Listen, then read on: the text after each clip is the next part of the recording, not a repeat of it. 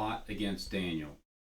It seemed good to Darius to appoint 120 satraps over the kingdom. So Darius was the one that was in charge. That's the same night that Belshazzar, the Chaldean king, was slain. So Darius the Mede received the kingdom at about the age of 62. Darius the Mede received it at the age of 62. And so at the age of 62, Darius received the kingdom. And after the 62 weeks, the Messiah will be cut off. So doesn't it sound like Darius takes over as soon as the Messiah is cut off, the same day, that as soon as Belshazzar was slain? Because after 62 weeks, the Messiah will be cut off and have nothing.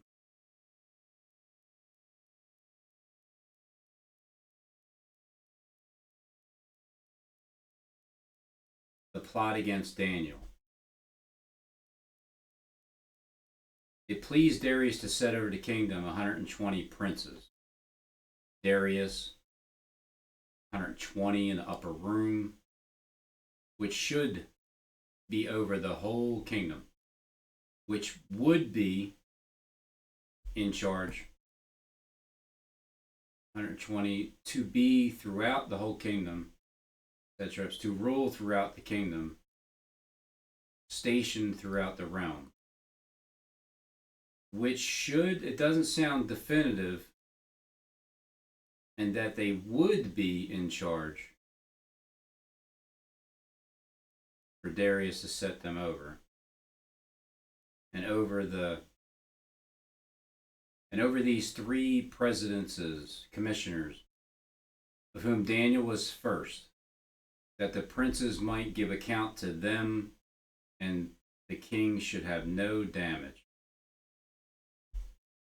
Then as Daniel began distinguishing himself, he was preferred above the presidences, distinguished above all the other high officials, because he possessed an extraordinary spirit, and the king planned to appoint him over the entire kingdom. Then the commissioners and the princes, the presidents and princes, sought to find occasion against Daniel concerning the kingdom, but they could find none occasion nor fault. For as so much as he was faithful, neither was there any error or fault found in him. Then said these men, we shall not find any occasion against this Daniel, except we find it against him concerning the law of his God. Then the presidents and princes assembled together to the king and said unto the king, live forever.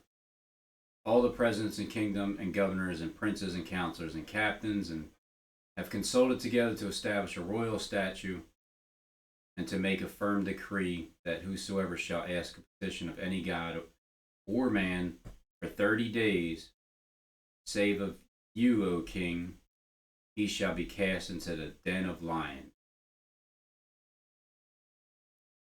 Now a king established the decree and signed the writing that it be not changed according to the law of the Medes and Persians, which may not be revoked. Cannot change it. Therefore King Darius signed a document, that is, the injunction, signed the writing and the decree. Daniel in the lion's den. Now when Daniel knew that the writing was signed, he went into his house, and his windows being opened in his chamber toward Jerusalem, he kneeled upon his knees 3 times a day, and prayed and gave thanks before his God, as he did aforetime. Then these men assembled and found Daniel praying and making supplication before his God. Then they came near and spoke before the king concerning the king's decree. Have you not signed a decree that every man that shall ask a petition of any god or man within 30 days, except for you, O king, shall be cast into the den of lions. 30 days, the number 3, 3 years, 30 days, 3 weeks, 3 months, 3 hours, 30 days, literal 30 days. The king answered and said, the thing is true according to the law of the Medes and the Persians, which altereth not. So when they answered and spoke before the king, then they answered and spoke before the king. Daniel, who was one of the exiles from Judah, he pays no attention to you, O king, or the injunction which you signed, but keeps making his petition 3 times a day. Then as soon as the king heard this, Darius takes over. Darius, Cyrus, Belshazzar, King Neb. King Neb being that name, and then here comes the other kingdom inferior to his, and then another third kingdom. And then he comes back as Cyrus, as a humbled king. I mean, I don't know, I'm just saying. Don't take my word for it or my interpretation. These are all merely my opinions towards how I interpret the Bible. But you're going to get an honest interpretation, and it's not going to be one trying to lead you into the wrong direction. So that's all that really matters. Does it help you with this interpretation, or does it hurt you? I mean, it may hurt people because truth does hurt when it's known to be true and you have to accept it. But if it's not, then, it's pure speculation. Then as soon as the king heard this statement, he was deeply distressed at and set his mind on delivering Daniel. Set his mind to deliver Daniel. He determined to rescue Daniel and make every effort until sundown to save him. Then the king, when he heard these words, was sore displeased with himself and set his heart on Daniel to deliver him, like to the lions. And he labored till the going down of the sun to deliver him. Which again, the King James Version just doesn't sound like he's on his side per se. Then these men came by agreement to the king. So this sounds like that period of time where the covenant's broken with the new king for 3 days. To the king and said, O king, recognize, you king, that it is a law of the Medes and Persians that no injunction or statute which the king establishes may be changed. Then the king gave orders, and Daniel was brought in and cast into the lion's den. The king spoke and said to Daniel, your God, whom you constantly serve, will himself deliver you. So he already knows that. That's why when he set his heart to save him and deliver him, he already knew that. A stone was brought and laid over the mouth of the den. So a stone was brought. Was it the one that the builders rejected, or was it just a regular stone that was brought over the mouth of the den? And the king sealed it with his own signet ring and with the signet rings of his nobles, so that nothing would be changed in regard to Daniel. Then the king went off to his palace and spent the night fasting, and no entertainment was brought before him, and his sleep fled from him. The king arose at dawn, at the break of day, and went in haste to the lion's den. when he had come near to the den, when he come near the den to Daniel, he cried with a troubled voice. The king spoke and said to Daniel, Daniel, servant of the living God, has your God, whom you constantly serve, been able to deliver you from the lions? Then Daniel spoke to the king, O king, live forever. My God has sent his angel and shut the lions' mouths, and they have not harmed me, insomuch as I was found innocent before him, and also toward you, O king, I have committed no crime. Then the king was very very pleased, and gave orders for Daniel to be taken up, to take him up out of the den, for Daniel to be taken up, to be lifted up, taken out of the den, taken out, lifted up, and no injury whatsoever was found in him, because he had trusted in his God. So if you heard that Daniel was the same as the Spirit of Christ, and it's the same exact story that happened to Christ, but it's a different name, but it's the same exact thing that happened, and there's no injury whatsoever on Daniel. And just like Joseph being thrown into prison because he wouldn't sleep with the Pharaoh's wife, but lived through it. Would you believe that Christ, the way that he died, was a spiritual death?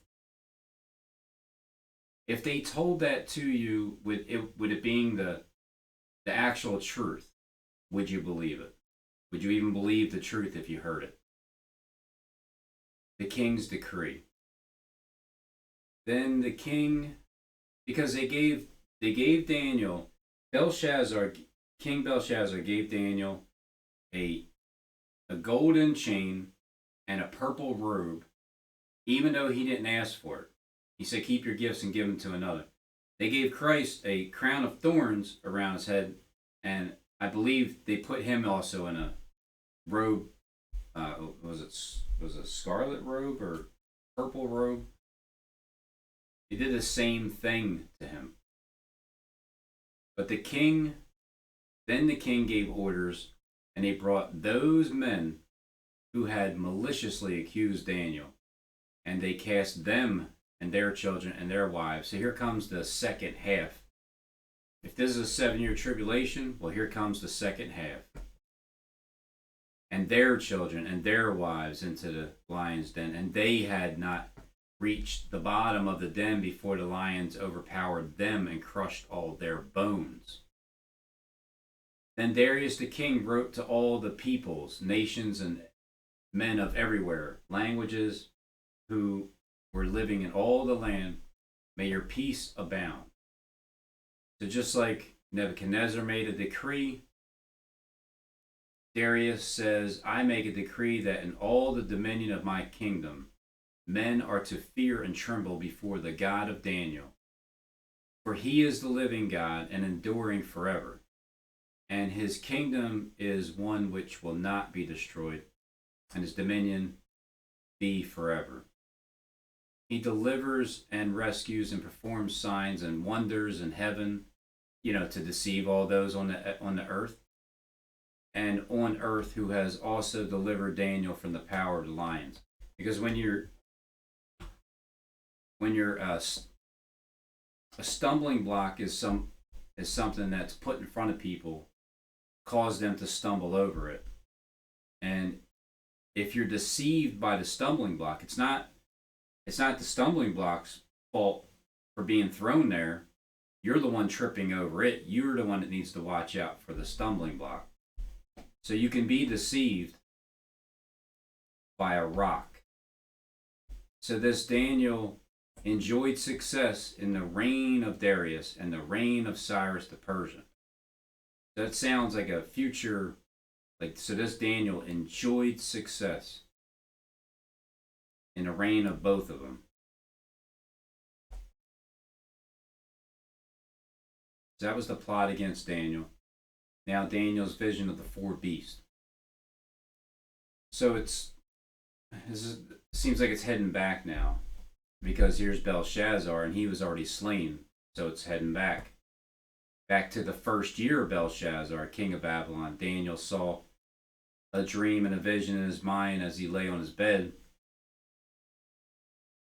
But before he goes to sleep, all these visions seem to come, revelations when you're laying down in your bed.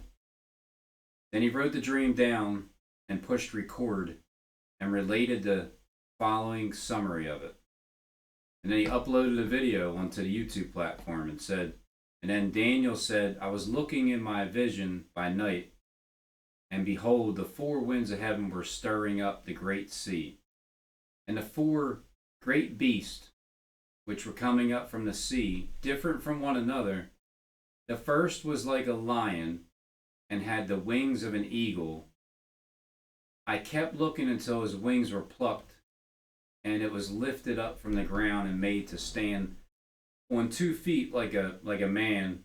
A human mind was also given to it. It almost sounds like a robot. Like a human mind was, a soul entered into the robot.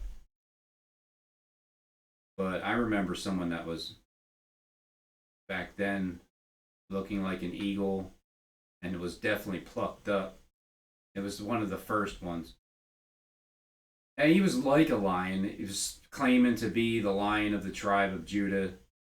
And behold, another beast, a second one, resembling a bear.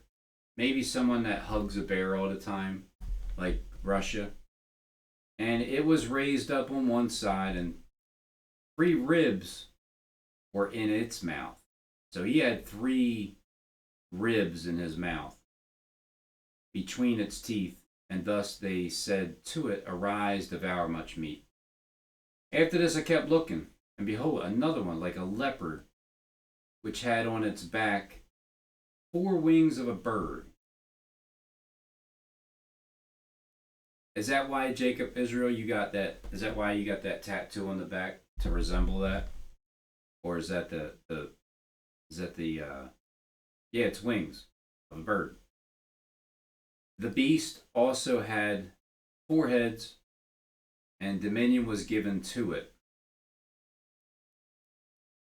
After this I kept looking in the night vision, and behold, a 4th beast, dreadful and terrifying and extremely strong, and it had large iron teeth. It devoured and crushed and stamped down the remaining with its feet, and it was different from all the beasts that were before it.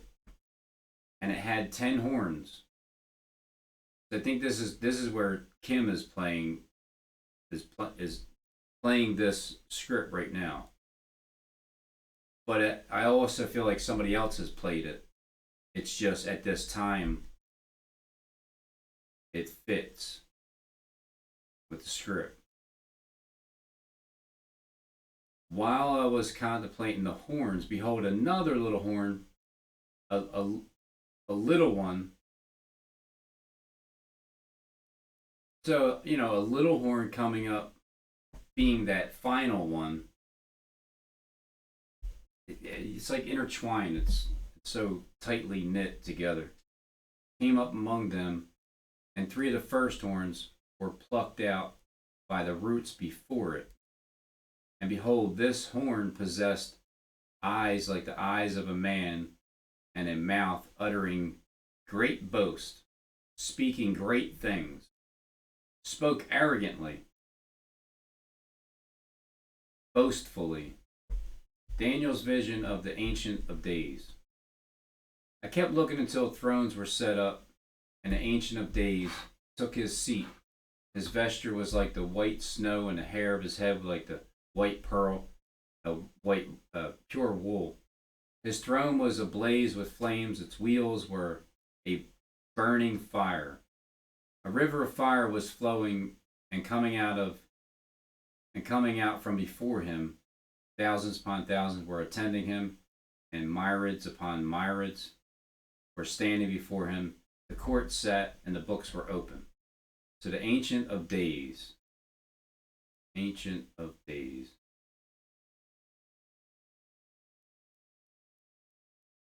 I could see that being literally played out. Someone that has a long life. Maybe their head has been taken off and implanted, into a body and has been living for forever, being played out that way. A river of fire was flowing and coming out from before him. Then I kept looking because of the sound of the boastful words which the horn was speaking. I kept looking until the beast was slain and its body was destroyed and given to the burning fire. The body of work that was going in that direction was destroyed and slain and thrown into the burning fire. And then, because that little horn was slain, I kept looking and watching all the way up until that beast was slain. And the body of work was destroyed by the word of God, which is a consuming fire that proceeds out of your mouth. As for the rest of the beasts, their dominion was taken away, but an extension of life was granted to them. Like life was breathed into them for an appointed period of time. I kept looking in the night vision, kept trying to communicate and get the answers. And behold, with the clouds of heaven, one like a son of man was coming. And he came up to the Ancient of Days and was presented before him. And to him was given dominion, glory, and kingdom, that all the peoples, nations of men of everywhere, every language might serve him. His dominion is an everlasting dominion which will not pass away, and his kingdom is one which will not be destroyed. Daniel's vision interpreted. As for me, Daniel, my spirit was distressed within me, and the visions in my head kept alarming me, kept troubling me, kept disturbing me. I approached one of these who were standing by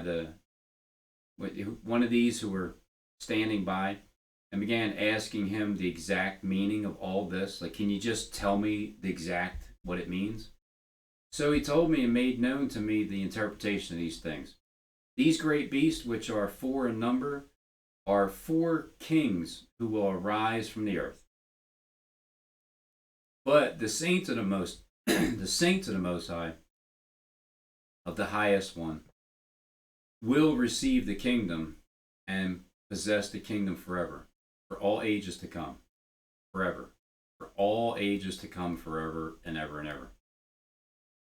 Then I desired to know the exact meaning of the 4th beast, which was different from all the others, exceedingly dreadful, with its teeth of iron and its claws of bronze, and which devour, crush, and trample down with the remainder with his feet. And the meaning of the 10 horns that were on his head,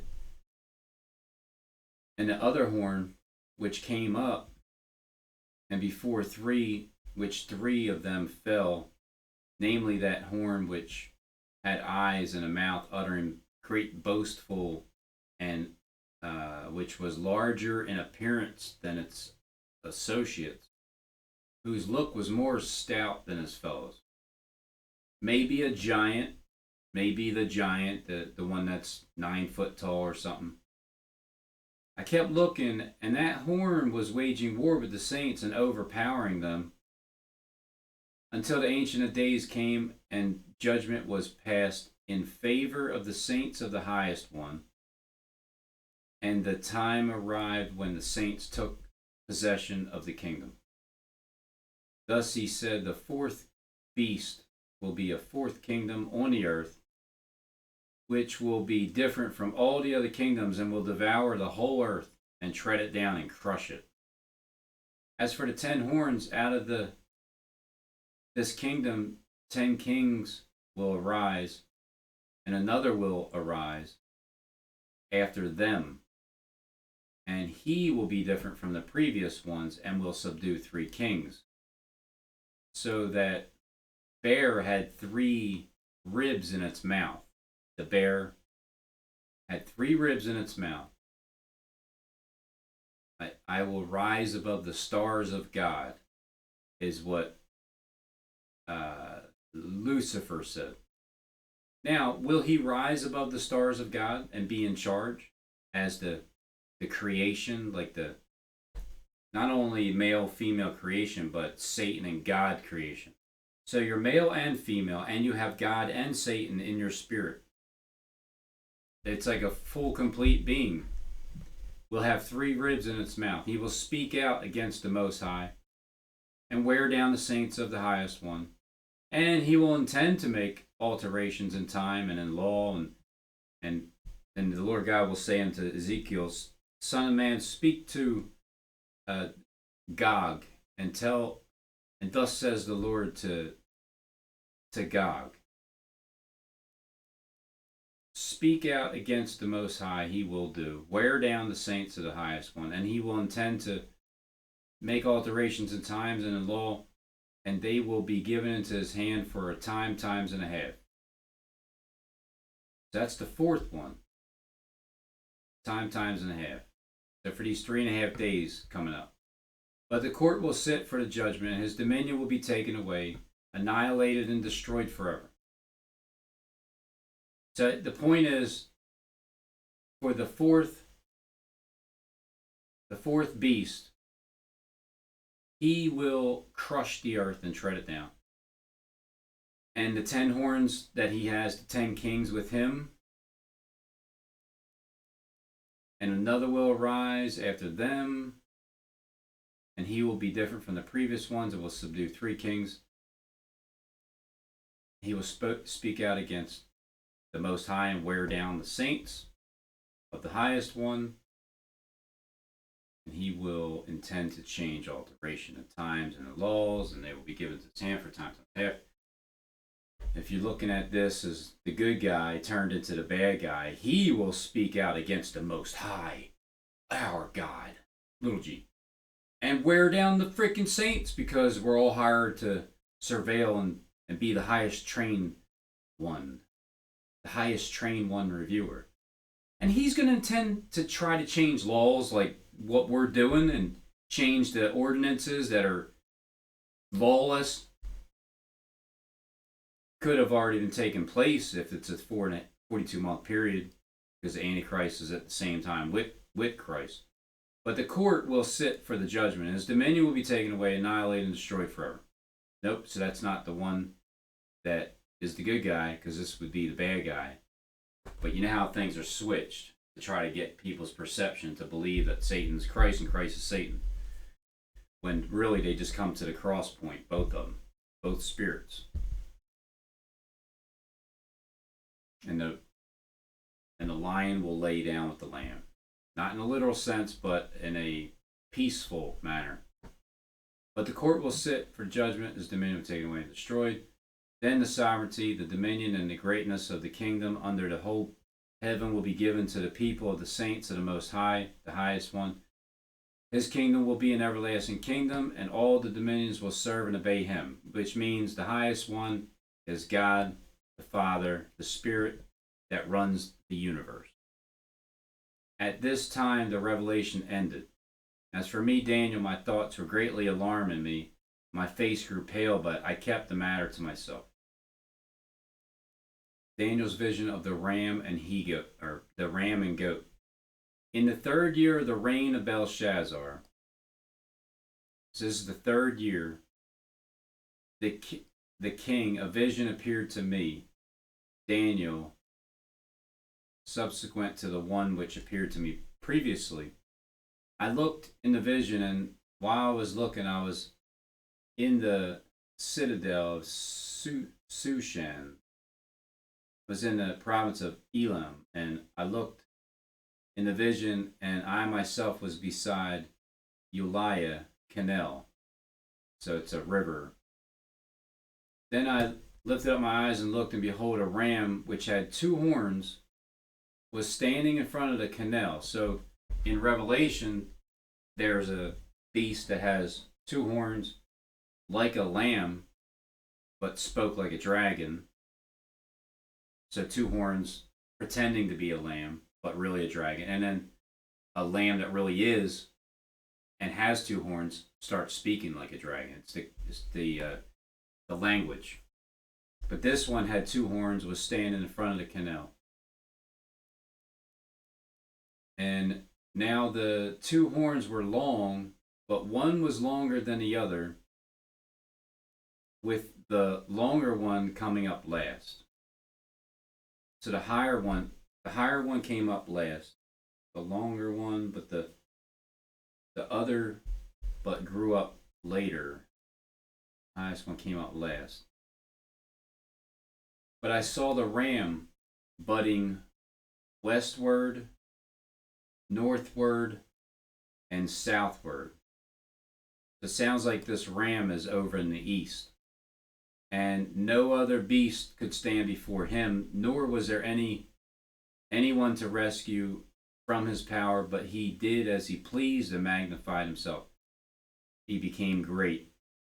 It always seems like a negative thing, doesn't it? Like this beast and this ram, he magnified himself and became pretty great. Like, who's writing this? Someone that's salty? Or is it someone writing about an evil beast? So while I was observing, behold, a male goat, like a he goat,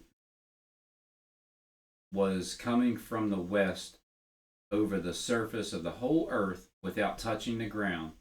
So this is where it reminds me of Kim as well, because Dr. Kim Jean, because he's over there in the west to have a literal manifestation of it, and had a conspicuous horn between his eyes, a notable horn. Conspicuous horn. He came up to the ram that had two horns, which I had seen standing in front of the canal. Do you ever think that someone that's telling the story is also telling a story about himself, as in the third person, as a vision that he's seen about what he's doing with others? I've thought of that. He came up to the ram that had two horns, but I had seen standing in front of the canal, and rushed at him in his mighty wrath.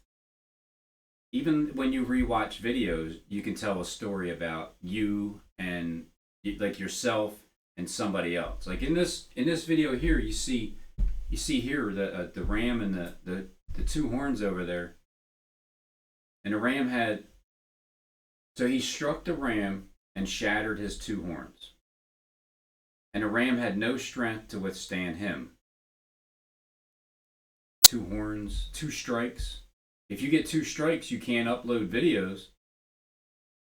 So he hurled him to the ground and trampled on him, and there was none to rescue the ram from his power. Then the male goat, just seems like it wasn't a male at one time. It just seems like it's, because it says male goat, it wasn't at one time. Remember, pure speculation. This is all just me speaking out loud as if speaking to the airwaves. But very aware that people watch and have different opinions and different mindsets. But my interpretation is true and honest. Is it right? I don't know. I don't always know. But it's true and it's correct. But it may not always be right. Then the male goat magnified himself exceedingly. But as soon as the times and a half comes to an end, the 3 days and a half, as soon as he was mighty, the large horn was broken, and in its place there came up four conspicuous horns towards the four winds of heaven. Out of one of them came forth a rather small horn, which grew exceedingly, great toward the south, the east, and toward the beautiful land. It grew up to the host of heaven and caused some of the host and some of the stars to fall to earth, and it trampled them down. It even magnified itself to be equal with the commander of the host, and it removed the regular sacrifice from him, and the place of his sanctuary was thrown down. So out of one of them came forth a rather small horn. When it was broken, it came up four notable ones toward the four winds of heaven. And out of one of them, another horn. It's like horns just keep growing out of nowhere. This one goes down. Here comes another horn. Just grow back up. This one here's another horn growing back up again. He grew up to the host of heaven and caused some of the host and some of the stars to fall to the earth, and it trampled them down. It even magnified itself to be equal with the commander of the host, and it removed the regular sacrifice. So it took away the daily sacrifice, and placed of his sanctuary was cast down. So when the Messiah is cut off at the 62 weeks, and then after 62, the age of 62, Darius takes over. I don't think it said he was 62 years old. I think it said, and at the age of 62, Darius took over. And on the 62nd week, the Messiah is cut off, but not for himself. And daily sacrifice taken away. So what happens with the 1290th day? Well, from the time Israel became a nation again, the 70th year, 1290 days from that point, November 25th. That's in like almost a few weeks from now. He magnified, it waxed great. When that came out, the rather small horn. It grew to the host and trampled them down. It magnified itself, took away the daily sacrifice. And a host was given him against the daily sacrifice by reason of transgression. And it cast down the truth to the ground, and it practiced and prospered. Immediately after those days, the great tribulation, the sun will be darkened, and the moon will not give its light. I heard that there was this thing about this skit was talking about this. This employee died at the age of 35, like 3.5 years, and he went to heaven. And he met Peter there because Peter always seems to be there. And they said, I can't believe I'm only 35 years old and I'm in heaven. And the guy said, and Peter said, yeah, but your workload shows that you're 97. So basically, and it said you cheated. But he cheated by getting into heaven earlier within only 3.5 years or 35 years old because the workload was as if he was 97 years old. Basically, it's like doing 3 times the amount of work within that short period of time, or not 3 times. If you died at 35 and went to heaven, instead of being 97 to go into heaven, but the workload you put in is as if you were 97 years old, then times that by like 10,000 and you cheated. Then I heard one saint speaking, and another saint said unto that certain saint which spoke, how long shall the vision concerning the daily sacrifice and the transgression and desolation be, to give both the sanctuary and the host to be trodden underfoot? And he said unto me, 2,300 evening and mornings, then the holy place will be properly restored. Now, is that 2,300 evenings and mornings combined, as if it's 1,150 evenings and 1,150 mornings? Or is it 2,300 days? This one just says days, so this says evening, mornings. Then the sanctuary shall be restored to its rightful state. 2,300 days. Gabriel interprets Daniel's vision. So Gabriel interprets Daniel's vision. Daniel has a vision, and then Gabriel is the one that interprets the vision, but Daniel still has to understand the interpretation. When I, Daniel, had seen the vision, I sought to understand it, and behold, standing before me was one who looked like a man, had the appearance of a man, seemed to be a man, And I heard the voice of a man between the banks of Uli, and he called me, or he called out and said, Gabriel, give this man an understanding of the vision. So he came near to where I was standing.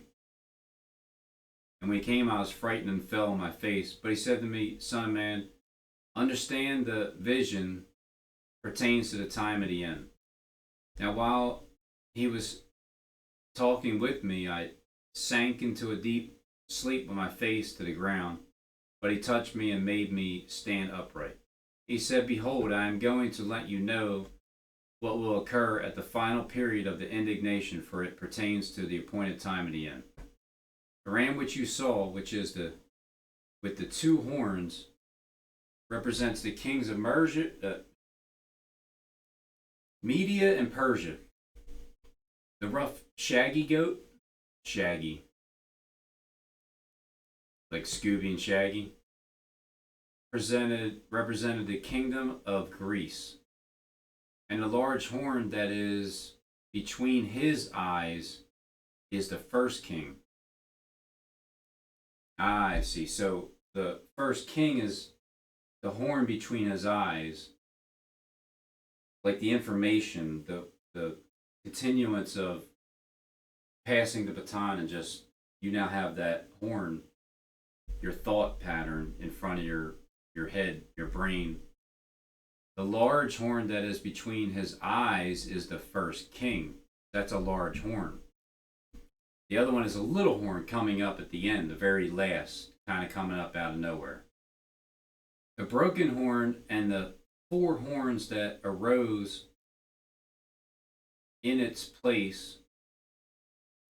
So the broken horn and the four horns that arose in its place represent four kingdoms which will arise from his nation, although not with his power, but not with his power. So they're going to rise up, but not have the same power, but without its power. In the latter period of their rule, when the transgressors have run their course, like when the game is over, a king will arise, insolent and skilled in intrigue, a king of bold face, one who understands riddles shall arise. A fierce-looking king, a master of intrigue, will arise, will come to the throne, will understanding dark sentences shall stand up. So that's in their latter time. In the latter period of their rule, the very end, like right now,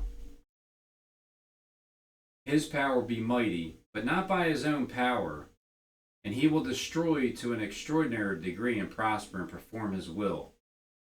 He will destroy mighty men and the holy people.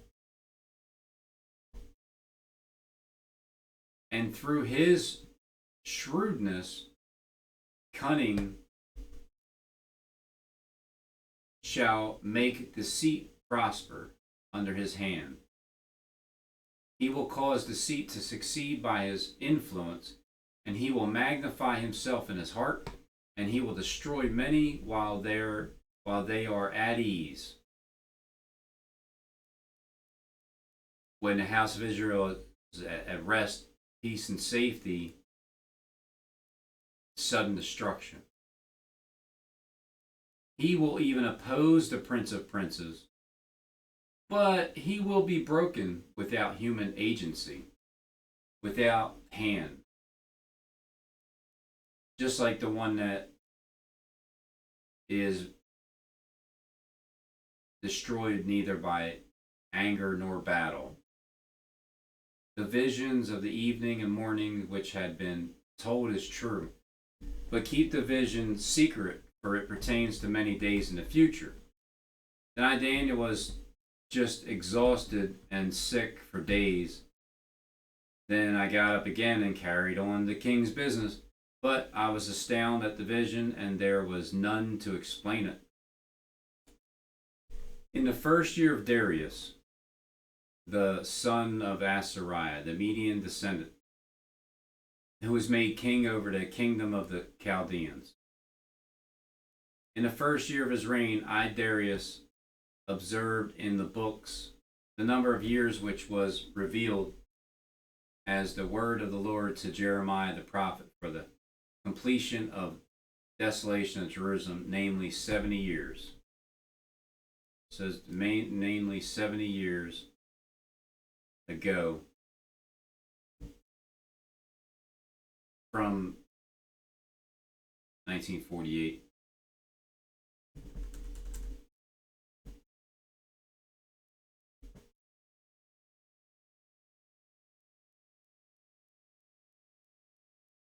But first you start with the 60.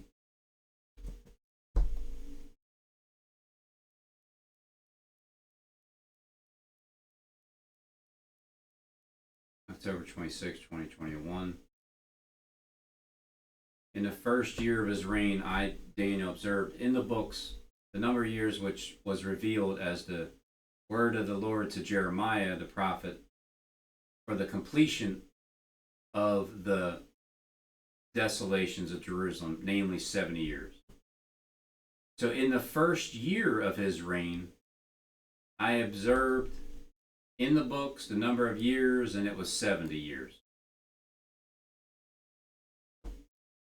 So that could have been 3.5 years ago in the first year of the reign of Darius, which means that Daniel would have already been thrown through the lions then 3.5 years ago, when it was the exchange of the writing on the wall, because that king was slain already, and then Darius took over.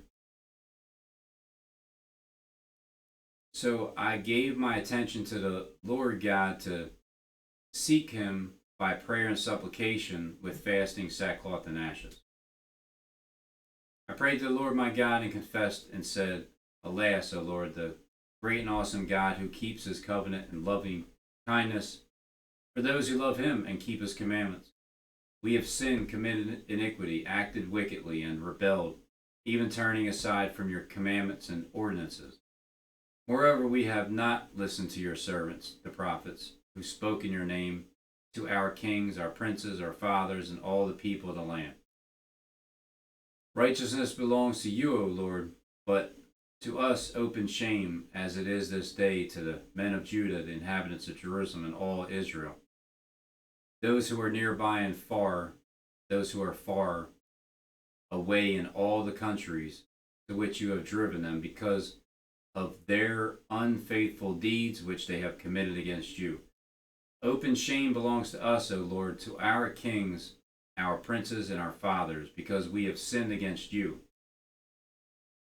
To the Lord our God belong compassion and forgiveness, for we have rebelled against him.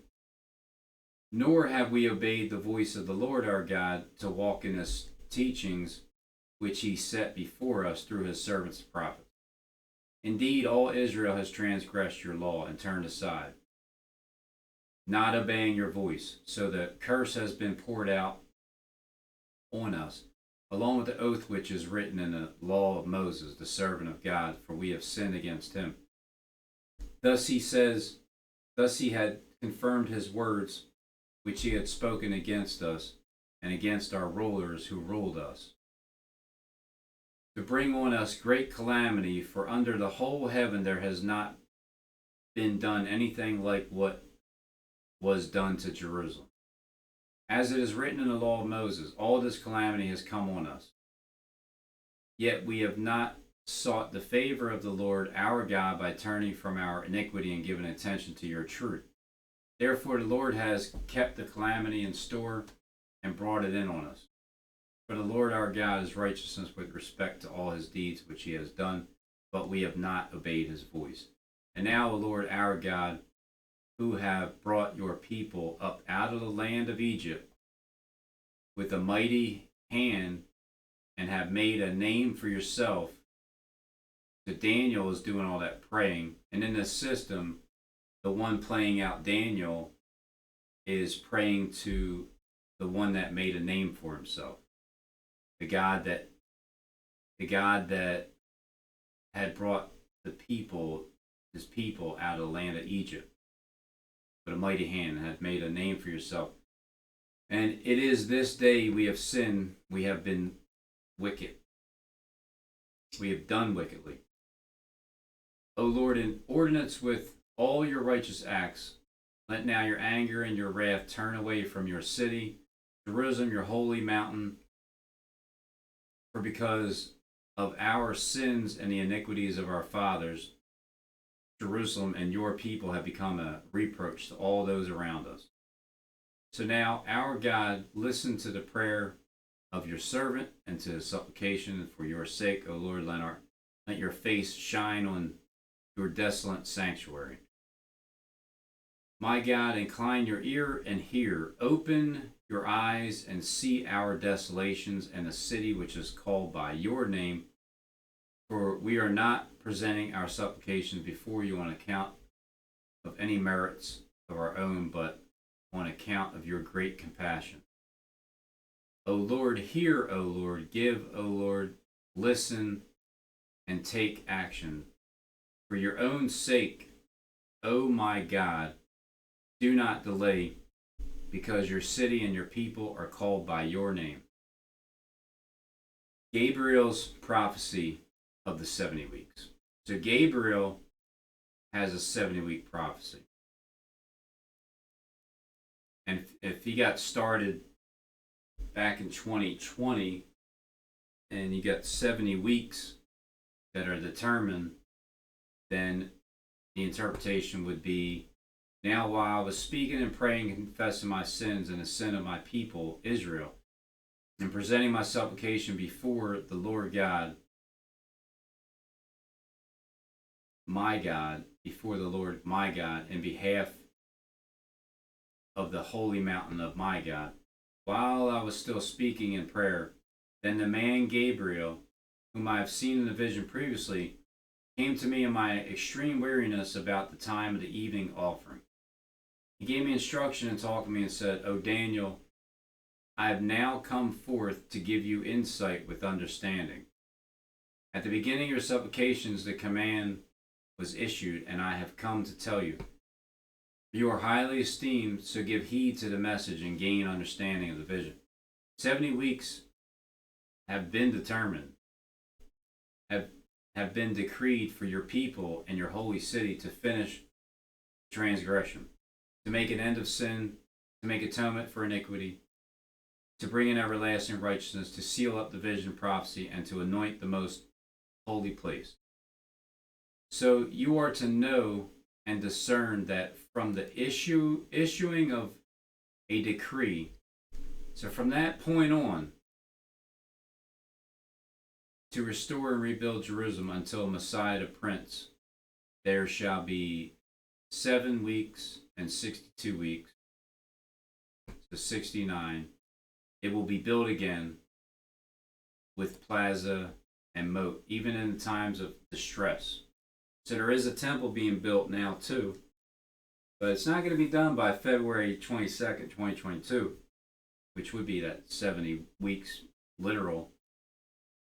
Then after 62 weeks, the Messiah will be cut off and have nothing, and the people of the prince who is to come will destroy the city and the sanctuary, and its end will come with the flood. Even to the end, there will be a war, desolation determined. Now, that does kind of remind me of at the end of the year. Like at the end of the year, because I'm going by who is showing me that they have control of turning rivers off right in front of my eyes, I'm going to go with, well, let's just see what's happening with this timeline, because you got 70 weeks being determined completely from that point on. But if you have 62, and then so the Messiah being cut off December 28, 2021, And then 8 weeks more than that. That would be year 4. Then after 62 weeks, the Messiah will be cut off and have nothing, and anointed one shall be cut off and shall have nothing. The anointed one will be put to death and will have nothing. And after 62 weeks, the Messiah will be cut off, but not for himself. Messiah will be cut off and will have nothing. So this one says put to death. This one says cut off. He will be put to death. So the first crucifixion was just a left for dead kind of out of here rejection. Second one would be a cut off of the channel, like your channel gets completely shut off, and there is no more, and you die. That's a death to you, or it's an actual physical, literal death, but not for himself. And have nothing. You'll be cut off and have nothing. And the people of the prince who is to come will destroy the city and the sanctuary, and its end will come with a flood. Even to the end there will be war, desolation to determine. And he will make a covenant with the many for 1 week. Who's he? So after 62 weeks, the Messiah will be cut off and have nothing. And the people of the prince who is to come will destroy the city and the sanctuary, and its end will come with the flood. Even to the end there will be war and desolation to determine. And he being the people of the prince. And the people of the prince that shall come shall destroy. Well, it just says he, because this says the people of the prince. The people is not a he. People is plural. And the people of the prince who is to come shall destroy the city and the sanctuary. And shall be with a flood. And to the end there shall be war, desolations are decreed. And he will make a firm covenant with many for 1 week, 1 7-year period. And in the middle of that 7, and 1 7 days, if it's the same covenant made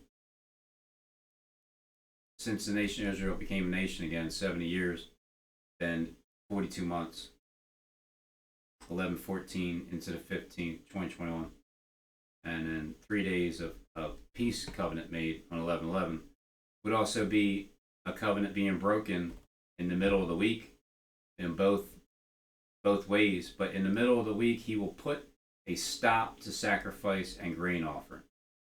No more sacrifice. And on the wing of abominations will come one who makes desolate, even until a complete destruction. One that is decreed is poured out on the one who makes it desolate.